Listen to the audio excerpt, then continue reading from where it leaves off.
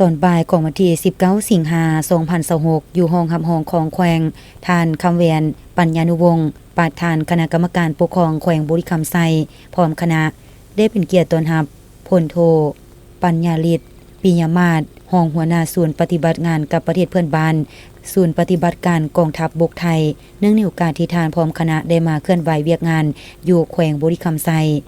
โอกาสนี้ท่านคำแวนปัญญานุวงศ์ประธานคณะกรรมการปกครองแขวงบุรีคำไซได้กล่าวต้อนรับพร้อมรายงานสภาพรวมโดยย่อของแขวงในนั้นแขวงบุรีคำไซมีชายแดน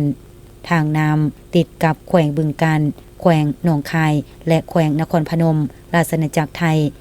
ระยะพันมากองหอยตำรวจน้ำราชอาณาจักรไทยและกำลังป้องกันสายแดนสาธารณรัฐประชาธิปไตยประชาชนลาวได้เพิ่มทวีการกวดกาตามลำแม่น้ำคลองเพื่อป้องกันการลักลอบขนส่งสินค้าเถื่อนและยาเสพติดมีการพบปะและเฮ็ดเวียกร่วมกันระหว่างคณะกรรมการรักษาความเรียบร้อยตามสายแดนทั่วไประดับท้องถิ่นเพื่อแก้ไขปัญหาที่เกิดขึ้นตามแคแม่น้ำคลองอย่างหีบด่วน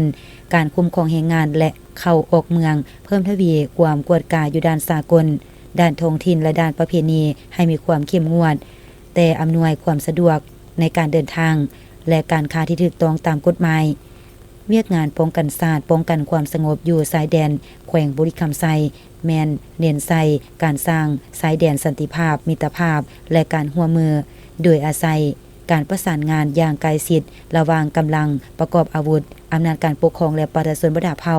พร้อมทางอวยพรให้พลโทปัญญาฤทธิ์ปิยมาศรองหัวหน้าศูนย์ปฏิบัติงานกับประเทศเพื่อนบ้าน